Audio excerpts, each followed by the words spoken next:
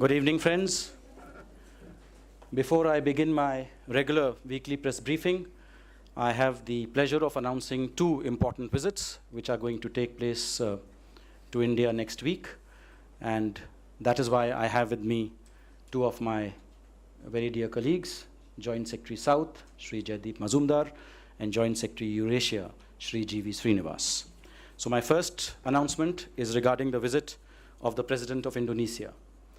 His Excellency Joko Widodo, President of Indonesia, will make a state visit to India from December 12 to 13, 2016, at the invitation of Prime Minister Shri Narendra Modi. This will be the first visit of President Joko Widodo to India after assuming power in October 2014. President Jokowi will be accompanied by his spouse, Mrs. Iriana Widodo, several cabinet ministers, senior officials, and a 22-member, very high-level business delegation from Indonesia. My second announcement pertains to the visit of the President of Tajikistan to India. The President of the Republic of Tajikistan, His Excellency Mr. Emomali Rahmon, will be on a state visit to India from the 14th to the 18th of December 2016. This will be the sixth visit of President Rahmon to India. During his last visit to India in 2012, the two countries elevated their bilateral relations to the level of a long-term strategic partnership. Bilateral relations span cooperation in a wide spectrum of areas: political, economic, health, human resources development, defense, counterterrorism, science and technology, culture, and tourism. President Rahmon will arrive in New Delhi on the 16th of December after visiting Kerala. His official engagements would be on the 17th of December in New Delhi. President Rahmon will have meetings with the Indian leadership, including President Shri Pranab Mukherjee and Prime Minister Shri Narendra Modi. The President of India will also host a banquet on the 17th of December in honor of the visiting President. So these were my two announcements. Now, because the first visit will be that of the President of Indonesia, I turn to my colleague Shri Jaideep Mazumdar to brief you on that very important visit. And after that, I will request Shri G.V. Srinivas to brief you on the visit of the Tajik President. Jaideep, the floor is yours. Thank you, Vikas. Good evening, friends from the media. As Vikas has mentioned, His Excellency Mr. Joko Widodo, the President of Indonesia, will visit India on a state visit from 12 to 13 December at the invitation of Prime Minister Shri Narendra Modi. This will be his first visit to India after assuming power in October 2014. He will be accompanied by Madam Iriana Joko Widodo and several cabinet ministers, which includes the ministers for foreign affairs, trade, industry, investment, health, and also a very high-level business delegation, which includes the president of Kadin, the premier business chamber of Indonesia. The visiting dignitary will first inspect a guard of honor at Rashtrapati Bhavan on the morning of the 12th of December. He will also lay a wreath at the Samadhi of Mahatma Gandhi. He will meet the Prime Minister of India for restricted talks as well as delegation level talks on the forenoon of 12th of December, and the Prime Minister will also host an official lunch in honor of the visiting President and his delegation. Vice President Shri Muhammad Hamid Ansari will call on President Joko Widodo in the afternoon. Rashtrapati Ji will receive the visiting President in the evening and also host a state banquet for the visiting President. The Chief Executives Forum, which is a forum of top business persons, business leaders from both sides, will meet on the 12th and submit their report on the meeting to the visiting dignitary on the 13th.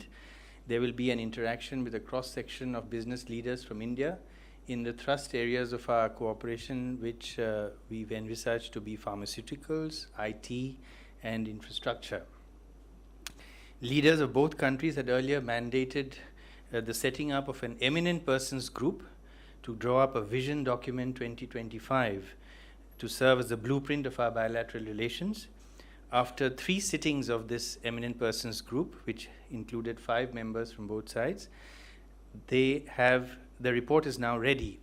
It covers 5 areas of strategic engagement: defense and security cooperation, comprehensive economic partnership, cultural and people-to-people links, and cooperation in responding to common challenges.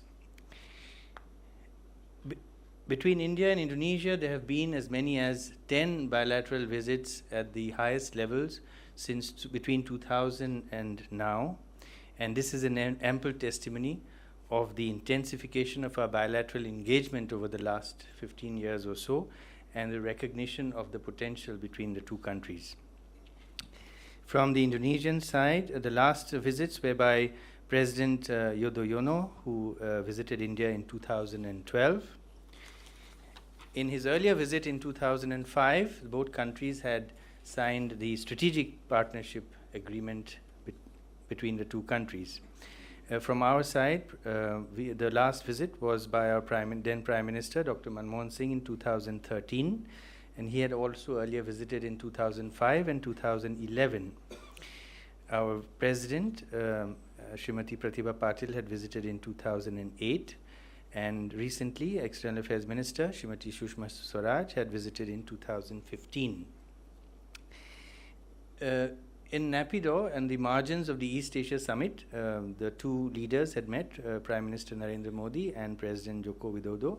They had a very substantive meeting on that occasion where they reviewed the entire gamut of bilateral relations and identified the actions that have to be taken forward. India and Indonesia, as you know, enjoy a long-standing shared historical affinity, close cultural ties. Indonesia is our strategic partner since 2005 and an important trade partner in the ASEAN. Our trade with Indonesia is the largest among all ASEAN countries at 16 billion last year, 2015-16. And also Indonesia is the largest target of our outward foreign investment in terms of investment in industry and infrastructure, which is about $15 billion to date. The President's visit to Delhi will provide an opportunity to reaffirm and strengthen our bilateral relations. It will also strengthen our pursuit of a closer and enduring partnership with a close maritime neighbor, a pluralistic, democratic nation with which we have much in common civilizationally in the present global context and most certainly in the future. A strong multidimensional relationship with Indonesia is a very vital element of our Act East policy. Thank you. Thank you. The strategic partnership between India and Tajikistan that was established in 2012 was further strengthened when the Prime Minister last year visited all the 5 Central Asian countries, including Tajikistan, in July 2015. Thereafter, this year in June, Prime Minister again had the opportunity to meet President Rahman on the margins of SCO summit in Tashkent on 24th of June. Our Minister of State, Mr. Akbar, when he went to Bishkek yet again for the Heads of Government Summit of the Shanghai Cooperation Organization in the month of November, he had met the Prime Minister of Tajikistan. And just recently, as recent as late last month, Secretary West, Sujata Mehta, when she visited Dushanbe, then she had called on the Foreign Minister of Tajikistan. All these interactions and visits have added content and vision to the visit which is going to now happen from 14th to 18th of December 2016 when the President comes to India. As Vikas has just pointed out, this is the 6th visit of the President, indicative of the very dynamic relationship which we have in all areas. I just forgot to also, there was down the line, our Joint Secretary, the Ministry of External Affairs had led a business delegation also to Tajikistan. I'll take some highlights of the relationship. Of course, what is going to happen during the visit would be something which I should not speculate. A very good, ambitious agenda is there on the table. But at this stage, it is for me to just refresh memories of all of us what has happened thus far in the 25 years of diplomatic relations with Tajikistan. All the CIS countries, including Tajikistan, would be completing 25 years of diplomatic relations. So we also wish to commemorate them in all the spheres of our bilateral collaboration. The program itself of the Prime Minister has the all important meetings, the call by the Vice President, call by the External Affairs Minister, interaction followed by working lunch with the Prime Minister, call on the President, followed by the banquet that we already referred to. There are all consultative mechanisms between India and Tajikistan, some of which I referred to: Foreign Office consultations, Joint Working Group on Counter-Terrorism, Intergovernmental Commission, Joint Working Group on Defense. Defense collaboration, as has been pointed out, is one of the main strengths of our cooperation. There are many projects on the ground wherein we try to partner with Tajikistan in the areas of development. For example, we have India-Tajikistan Center for Information Technology. Just early this year, we were able to supply computer labs to 37 schools in Tajikistan. In this small fashion, we wish to collaborate with Tajikistan wherever we can. In the area of training, there is a very dynamic on-ground training which is happening. For example, we have an on-site training team from our armed forces who select fresh cadets who will be able to then come to India and join NDA and IMA so that then they can undertake this training. We have Entrepreneurship Development Center established in Tajikistan. ITEC is one of the favorite programs that Tajikistan appreciates, so much so that when the President Rahman visited last, the number that we were assigning to them had been raised from 100 to 150. And it is practically used in each and every area of their interests: technology, diplomacy, banking. We have a hospital which our Prime Minister himself had visited and had actually seen it functional. That is India-Tajikistan Friendship Hospital, which treats not only the defense personnel but also the civilian population. The geographic importance of Tajikistan need not be overstated. We all know where it is located and how crucial it is to India. One of the areas which will be of direct importance to us, which somehow we yet to capitalize on, would be the hydel power potential that Tajikistan has. Incidentally, Tajikistan and other countries in the Central Asian region are the two which together have 90% of the water resources in Central Asia, and a huge untapped hydel power potential which exists, which we need to tap. And last, to add to what we can do together with Tajikistan, is in the area of natural resources. We already get some amount of natural resources, ores, etc. from there, but a lot yet can be done. The simple presence which we have there is, last thing on the tourism element, we have a hotel, 5-star Sheraton, which is actually pride of the whole town. It's owned by an Indian, and there are direct flights also to Dushanbe supporting tourism, but I can't say everything has been squared up. A lot is yet to happen. Thank you. Thank you, GV. I think you have got very comprehensive briefings now on the two visits. If you have any questions pertaining to the visits by the presidents of Indonesia and Tajikistan, this is the opportunity to ask. I will not be addressing those questions in my usual briefing. Yes. Could you elaborate on his visit to Kerala? Please take the mic. Could you elaborate on the visit to Kerala, please, before he comes to Delhi? The president of Tajikistan comes to Sri Lanka first. He goes as first leg of his visit as he comes out of Tajikistan to Sri Lanka. From there he comes to Kerala. We are not probing exactly what exactly is the program there, because we are leaving it to the comfort. I am sure that the president is very happy with the great place that Kerala is, with all sorts of Ayush and the tourism potential which it has. But we have only official engagement in Delhi on 17th of December. The other engagements we are leaving to the comfort of the visiting. Jeet. My question is on Tajikistan. So can you elaborate on defense partnership between India and Tajikistan? Because you know Tajikistan had offered Aini air base to India for its use. No, this ground has been covered earlier in briefings also, and which has been clarified very clearly that our engagement with Tajikistan is more in terms of training, as I just pointed out to you, and of course not to also miss out on that whole creation of infrastructure, bringing back that airfield of Aini to such a position that this is one of the best airfields now in the region. So that is our engagement with that country. Thank you. Indonesia.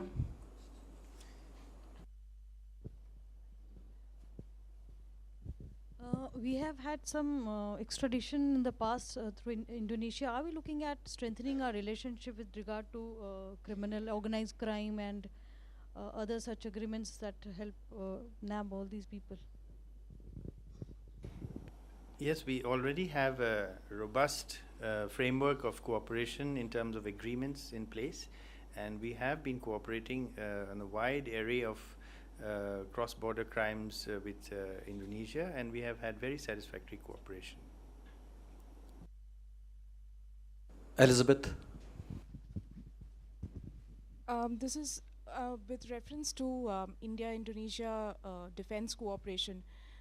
Could you elaborate a little bit on that in terms of the maritime space, the South China Sea, any common areas of agreement on that, especially now that there's a question mark over the pivot to Asia may or may not exist, the Chinese influence?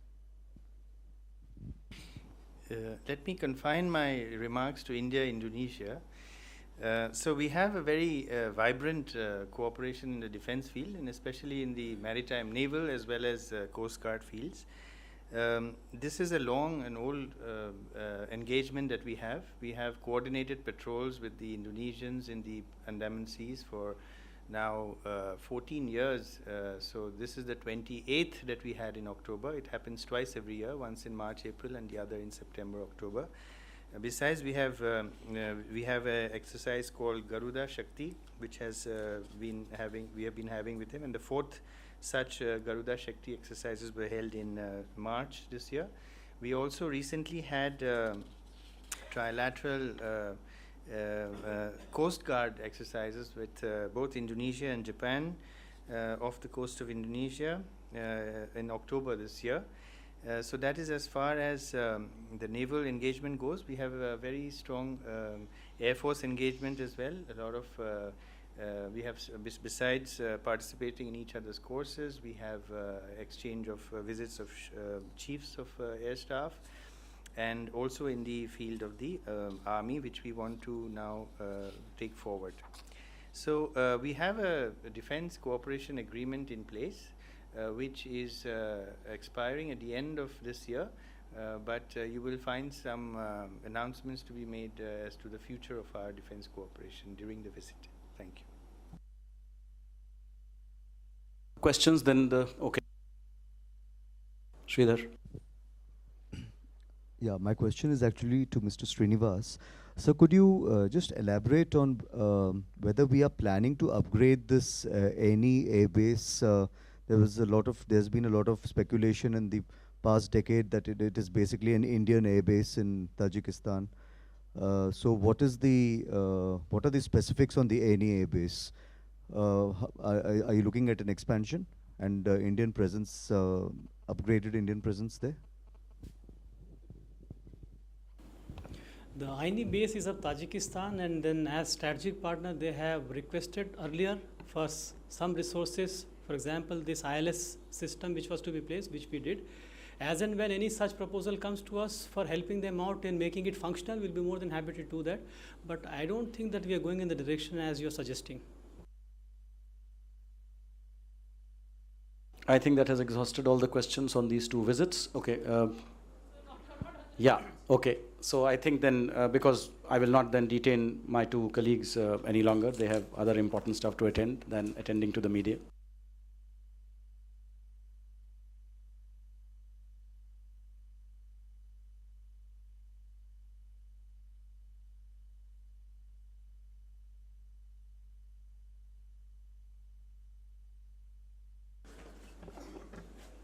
Okay, we can now resume our normal dialogue. Okay, I see a lot of hands. Nidhi? The Russian ambassador had written to the MEA regarding the demonetization and complaining that they just weren't getting enough money and that something needed to be done. Now he was awaiting a response from the MEA. Has that response gone? And apart from him, other embassies too have complained. Yeah. Well, I agree. The Ministry of External Affairs has received communications from some embassies about the problems they face in the context of the demonetization of high-value notes. With a view to avoid inconveniencing their operations, the ministry has been in discussion with concerned authorities in the government on this matter. The Finance Ministry, as a consequence, is being asked to issue directives to banks to allow embassy officials with identity cards to withdraw money on a priority basis. Additionally, Foreign Secretary has met the Dean of the Diplomatic Corps today. They discussed the issues faced by foreign missions and how best to address them. We appreciate learning from the Dean that the vast majority of foreign missions understand that the demonetization exercise is being conducted to combat the menace of black money and tax avoidance. We are confident that the missions would bear with the temporary difficulties that arise in that process, even as we seek to address their concerns. Aditya? So there are reports that emerged last evening from press in Pakistan, which clearly mentioned that Sartaj Aziz had spoken on the House, at the Senate, where he mentioned about Kulbhushan Jadhav and the investigation, and said that there is insufficient evidence. But minutes after that, the MOFA came out with a statement clearly stating the opposite. They said that investigations are very much on. Where do we stand on this? Have we got any hope that there will be consular access? And also, the MOFA spokesperson has just spoken on the Heart of Asia, where he says that there was complete negativity from the Indian side on the entire, final Amritsar declaration. How do you react? Look, as far as the issue of Kulbhushan Jadhav is concerned, you yourself have just confirmed that there have been conflicting media reports on this issue, and this is a pattern we have seen in the recent past as well. Government has always maintained that Pakistan's allegations against Shri Kulbhushan Jadhav, an Indian national and a former Indian Navy officer, were completely baseless. Even after more than 9 months of keeping him wrongfully and illegally in custody, Pakistani authorities have not found a shred of evidence against him. We demand immediate consular access to him in accordance with relevant international conventions and his earliest release from wrongful confinement. Let me also tell you that we have issued more than 8 note verbals in this regard to the Pakistan authorities. Vinita? Because seems Mr. Sartaj Aziz has gone as an unhappy man from Amritsar. He has been complaining that you didn't give him access to Golden Temple and that the Indian government has been ungracious. So would you like to comment on that? Look, Vinita, you can fault us on many things, but definitely not on showing discourtesy to our visitors. That is something we take great pride in. The first point to appreciate is that Janab Sartaj Aziz Sahab came to Amritsar to participate in a multilateral conference. The multilateral conference was on Afghanistan. We ensured the Pakistani delegation's full and complete participation in the conference. Let me also inform you that special privileges were extended to the Pakistani delegation in order to facilitate their visit to the conference, including extended tarmac access, provision of armored cars, additional rooms, and other conveniences, keeping special security requirements in view. This was done despite last-minute changes of program and advancing of the arrival in Amritsar of Mr. Sartaj Aziz's special flight by more than 12 hours. A rare exception was made to allow arrival and departure by air at Amritsar, which is not a designated airport for entry and exit for Pakistani nationals. Now, in terms of anything that happened outside the conference, you would appreciate that if demands are made to us at short notice, adequate security arrangements are required to be made, keeping in view the specific security requirements of each delegation. So I would confine my remarks to that. Mukesh? Sir, from Heart of Asia to Heart of Delhi, and from issue of terrorism to demonetization, our time-tested friend Russians are speaking in the same voice as Pakistanis. How do you see this development? No, I have not seen a letter from the Pakistanis on demonetization. I have not seen a letter from the Pakistanis on demonetization. Look, I have already responded to that question. Today, Foreign Secretary had a very useful and constructive meeting with the Dean of the Diplomatic Corps. We, had a very detailed discussion on the kind of issues that diplomatic missions are facing and what we could do to minimize the inconvenience to them. We have taken already one step, which I have just announced. We have also agreed now to, see what more we can do to minimize the inconvenience. But we were greatly heartened by the comment of the Dean of the Diplomatic Corps that the vast majority of missions do fully understand and appreciate the decision of the government of India, the long-term benefits of that, and I'm sure they would bear with us the temporary inconveniences that would arise as a result. No, in what context? Well, Heart of Asia conference was a multilateral conference on Afghanistan. Russia is a very important partner there. So are the other 40 countries which were represented at the conference. Manish. Sir Nihal Ansari जो कि पाकिस्तान की jail में उनके parents भी अमृतसर आए थे उसको लेकर अगर कोई अपडेट हो हामिद नेहल अंसारी के ऊपर आप पूछ रहे हैं। देखिए, हमारा मिशन इस मामले पर ध्यानपूर्वक कार्रवाई कर रहा है। इस बारे में पाकिस्तान विदेश मंत्रालय को 42 नोट वर्बाल हम इशू कर चुके हैं। 15 नवंबर को हमारे नवीनतम नोट वर्बाल के जवाब में हमें 25 नवंबर को पाकिस्तान द्वारा एक नोट वर्बाल दिया गया है, प्रेषित किया गया है। उसमें उन्होंने कहा है कि उनके संबंधित अधिकारी श्री हामिद अंसारी के प्रति अपनी जिम्मेदारी के बारे में सजग हैं, वो सुरक्षित हैं और पूरी तरह से स्वस्थ हैं। फिर भी ये उल्लेखनीय है कि पाकिस्तान ने अभी तक हमारे कॉन्सुलर अधिकारियों को श्री हामिद नेहल अंसारी से मिलने नहीं दिया है। If you would like me to say that in English, our mission is closely following up this matter and has issued 42 note verbals to the Pakistan Foreign Office. In response to our latest note verbal dated November 15, Pakistan responded on November 25, stating that the concerned authorities in Pakistan are mindful of their responsibilities regarding Mr. Hamid Nehal Ansari, who is safe, secure, and in good health. However, it must be noted that despite India sending 42 note verbals, we have yet to receive consular access to Shri Ansari. Suchitra? Sir, it's related to the Tamil people who are convicted in Qatar actually. Okay. 3 people. So any updates on those cases? Central government is going to appeal in Supreme Court regarding those people? The latest update is as follows, that Mr. Subramaniam Alagappa and Mr. Chelladurai Perumal continue to remain on death row. The third convict, as you know, Mr. Shiv Kumar Archunan, his case was reviewed by the appeals court and his death sentence was commuted to life imprisonment. We had filed a case in respect of all three because we believe that the penalty is too harsh.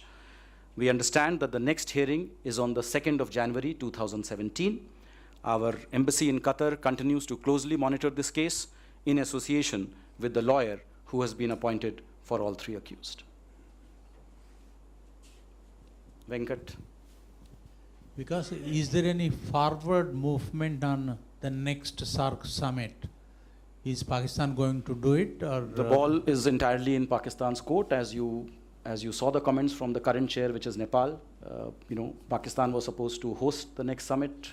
As long as they do not decide to give up that particular mandate, it is for them to reschedule the summit. You know also the reasons why the summit had to be postponed, because all the SAARC member countries expressed the view to the chair that the current environment is not conducive for the heads to meet. So the ball remains very much in Pakistan's court on that particular issue. Just to follow up to this, do you have any message on the occasion of 31st anniversary of SAARC? Well, our message is very clear. Prime Minister, please, I would refer you to Prime Minister's message of the 2nd of December, in which he has addressed this particular issue. India's commitment to SAARC remains undiluted. We are all for regional peace, prosperity, stability, and most importantly, connectivity. We all know why SAARC has not made progress, because one standout country has consistently opposed all our efforts and initiatives towards promoting greater regional cooperation and connectivity. Prime Minister has also outlined that terrorism remains a very serious threat, in our efforts to promote regional cooperation, because terrorism derails all possible initiatives that we can take. So unless cross-border terrorism is addressed, unless a mindset which opposes all connectivity initiatives is reversed, I'm afraid the situation will pretty much remain the same. So Pratham Alu. So although the dates are not yet announced, but both India and Bangladesh were working on Bangladesh Prime Minister Sheikh Hasina's visits from the 18th to 28th. Now we hear it from Bangladesh that there is some, thing is happening. The dates may be deferred. You have anything to say on that? You see, there is a particular reason why dates are not announced. Dates are not announced because the date, the schedules have not yet matched. A visit can only take place when the incoming dignitary and the receiving dignitary, they are on the same page in terms of the schedule of engagements. And that is why, so far, we had not announced the visit of the Honorable Prime Minister of Bangladesh. Of course, there is an outstanding invitation to Sheikh Hasina. We want the visit to take place as soon as possible. The two sides are in very close contact to work out the schedule of the visit and the dates. And as soon as that is finalized, I can assure you, Sheikh Hasina will receive an extremely warm welcome in India. Sir. Sridhar. Yeah. So you've just mentioned that on the issue of demonetization, that the foreign diplomats have been allowed to withdraw money on a priority basis. Correct.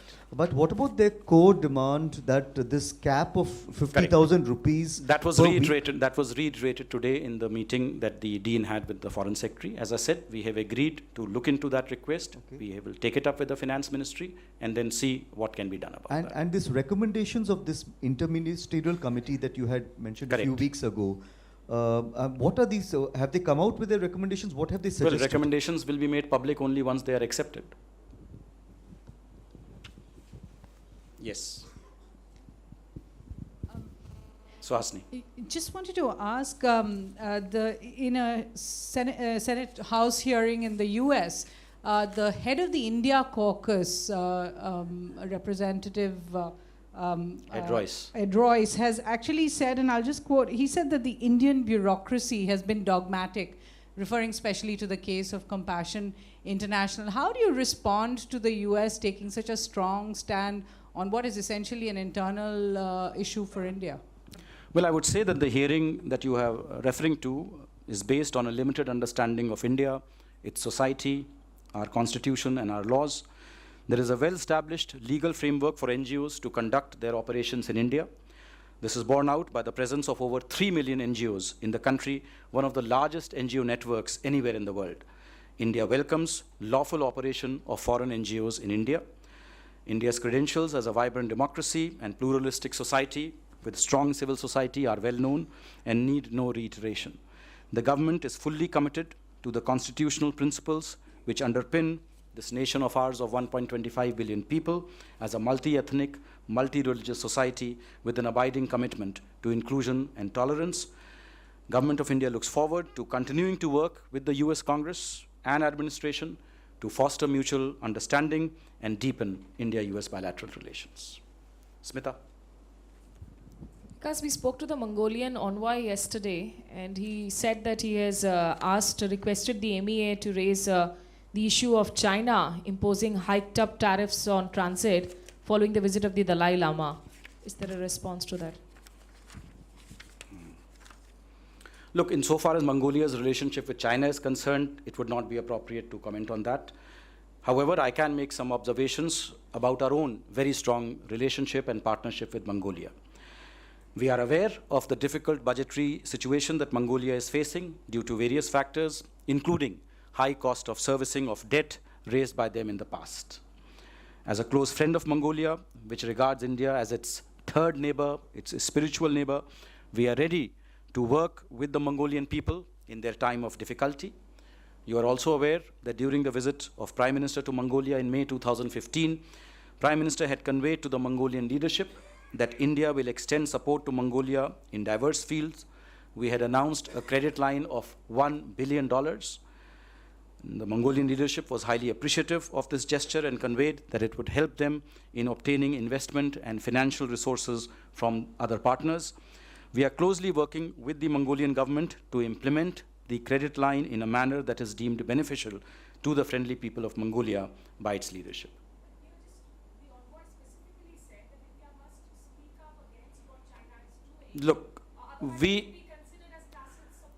I think you are misconstruing the Mongolian ambassador's comment. You could not make such a comment. We are very committed to supporting Mongolia through their monetary crisis. The credit line of $1 billion is available to Mongolia to utilize in whatever manner they deem fit. If, as a result of whatever has happened, they are facing certain monetary difficulties, then this credit line of $1 billion is there, available to them to assist them in this hour of crisis.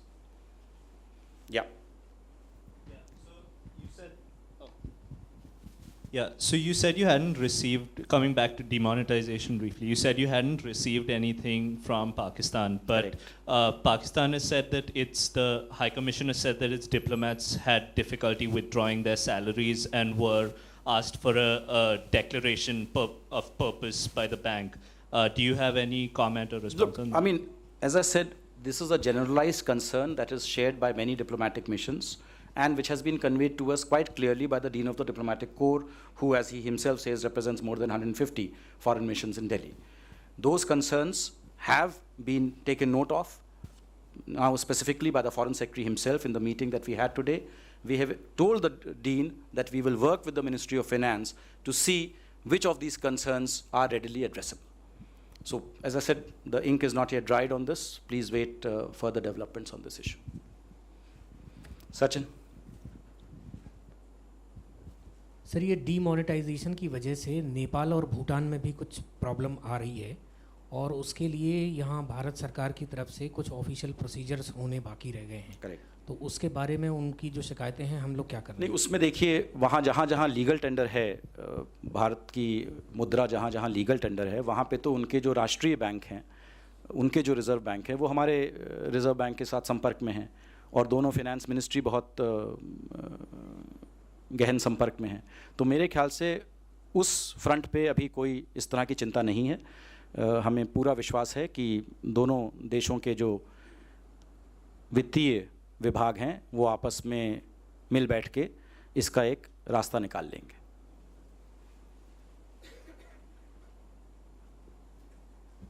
You said that unless Pakistan changes its mindset and cross-border terrorism, situation will be the same in context of SARC. So does it mean that there will be no SARC unless Pakistan changes these things? Well, you saw the letters that were written. Please read those letters very carefully once again. What did those letters say? That the present environment is not conducive, in which one particular country is promoting cross-border terrorism, one particular country is blatantly interfering in the internal affairs of other countries. Now it is for you to judge, has cross-border terrorism stopped? Has the blatant interference in internal affairs stopped? If it has not, then the conditions for holding a SARC summit remain the same, in which case the SARC summit will not happen. So the choice is Pakistan. Pakistan has to say, okay, we decide not to hold the SARC summit. We are ready to give it up to whichever other country wants to host it. Then things can move forward. Arunim? So, yesterday the Dean of the Diplomatic Corps actually invoked the Vienna Convention in terms of demonetization. Was this raised again in today's No, he did meeting? not raise specifically, but it's a fact. I mean, the Vienna Convention clearly says that foreign diplomatic missions are to be allowed uninterrupted, facilities for their work, etc. So certainly he has raised that in the context of the Vienna Convention.